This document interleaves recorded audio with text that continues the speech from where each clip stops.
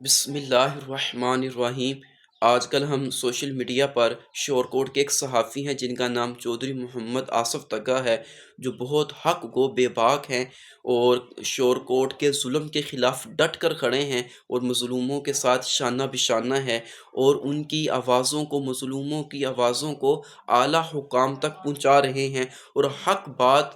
بے باک ہو کر بیان کرتے ہیں۔ ہم ان سے مؤدبانہ گزارش کرتے ہیں کہ آپ جس طرح شور کوٹ کے مظلوموں کے ساتھ شانہ بشانہ کھڑے ہیں، ان کی آواز کو اعلیٰ حکام تک پہنچا رہے ہیں، اسی طرح فلسطین کے مسلمان بھائیوں کے ساتھ بھی شانہ بشانہ کھڑے ہو جائیں، ان مظلوموں کی آواز کو بھی اعلیٰ حکام تک پہنچائیں، ان کے لیے کوئی عملی اقدامات کیے جائیں۔ آج فلسطین پر جو ظلم و ستم کے پہاڑ توڑے جا رہے ہیں، معصوم بچوں کو شہید کیا جا رہا ہے، معصوم بچوں کے خون سے زمین کو سرخ کر دیا گیا، ماں کی گود اجڑ رہی ہے اور باپ اپنے پھول جیسے ننھے بچوں کو اپنے ہاتھوں سے زمین میں دفن کر رہے ہیں، اور ماں اپنے بچوں کی لاشوں کو ملبے تلے سے تلاش کر رہی ہے، اور دوسری طرف ہم مسلمان جو اربوں کی تعداد میں موجود ہیں، 57 اسلامی ممالک ہیں، ان کے حکمران ہیں، ان کے پاس وسائل ہیں، اقتدار کی کرسیاں ہیں، طاقت ہے، اس کے باوجود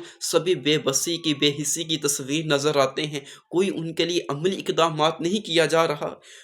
جب ظالم کا ظلم حد سے بڑھ جائے، عدل و انصاف کے سارے دروازے بند کر دیں، اس وقت صرف زبان سے چند کلمات ادا کرنے سے بات نہیں بنتی کہ ہم اسرائیل کی مذمت کرتے ہیں۔ بھائی، یہ تو قوم کا ہر فرد کر رہا ہے۔ وہ مسلمان حکمرانوں کو چاہیے کہ ان کے لیے کوئی عملی اقدامات کریں۔ تمہارے پاس اقتدار کی کرسیاں ہیں، وسائل ہیں، تو ہمارے صحافیوں کو چاہیے کہ انہیں اس بات پر ابھاریں کہ ہمارے فلسطین مسلمان بھائیوں پر جو ظلم و ستم ہو رہا، ظالموں نے ہسپتال تک نہیں چھوڑے، جہاں لوگ پہلی موت کے قریب ہوتے ہیں، مریض ہوتے ہیں، کیسی کیسی بیماریاں ہوتی ہیں، ان پر بھی بم پھوڑے، مساجد پر بم پھوڑے، سکولوں پر بم پھوڑے، بچوں کو شہید کروایا۔ اور نبی پاک صلی اللہ علیہ وسلم نے فرمایا کہ مسلمان کا مسلمان بھائی کے ساتھ جو رشتہ ہے، ہمارے وہ مسلمان بھائی ہیں۔ حضور نے فرمایا مسلمان آپس میں بھائی ہیں، اور مسلمانوں کو جو یہ رشتہ ہے، یہ جو تعلق ہے، اس کی لطافت اور نزاکت کو حضور جان جہاں صلی اللہ علیہ وسلم نے بیان فرمایا، سمجھایا۔ حضور فرماتے ہیں مسلمان ایک جسم کی مانند ہے، اگر جسم کے کسی حصے میں تکلیف ہوتی ہے تو سارا جسم اس کو محسوس کرتا ہے، سارا جسم بے چین ہو جاتا ہے۔ دیکھیں، انسان کے پاؤں میں کانٹا لگتا ہے، اس کانٹے کی تکلیف کو پورا جسم محسوس کرتا ہے، آنکھوں سے آنسو ٹپکنے لگتے ہیں، زبان سے آہ بھرے الفاظ نکلتے ہیں۔ آج دیکھیں جو کل فلسطین کے مسلمانوں پر جو ظلم و ستم ہو رہا،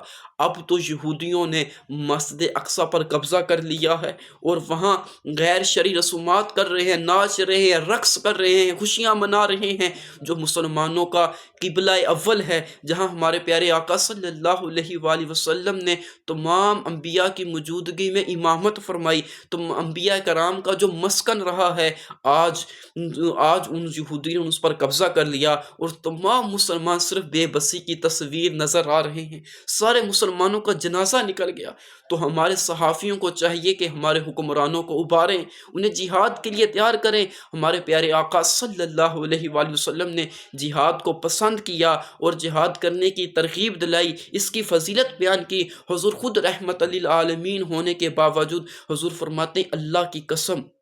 جس کے قبضہ قدرت میں مجھ محمد کی جان ہے، فرمایا مجھے یہ محبوب ہے، پسند ہے کہ میں اللہ کی راہ میں قتل کیا جاؤں، پھر زندہ کیا جاؤں، پھر شہید کیا جاؤں،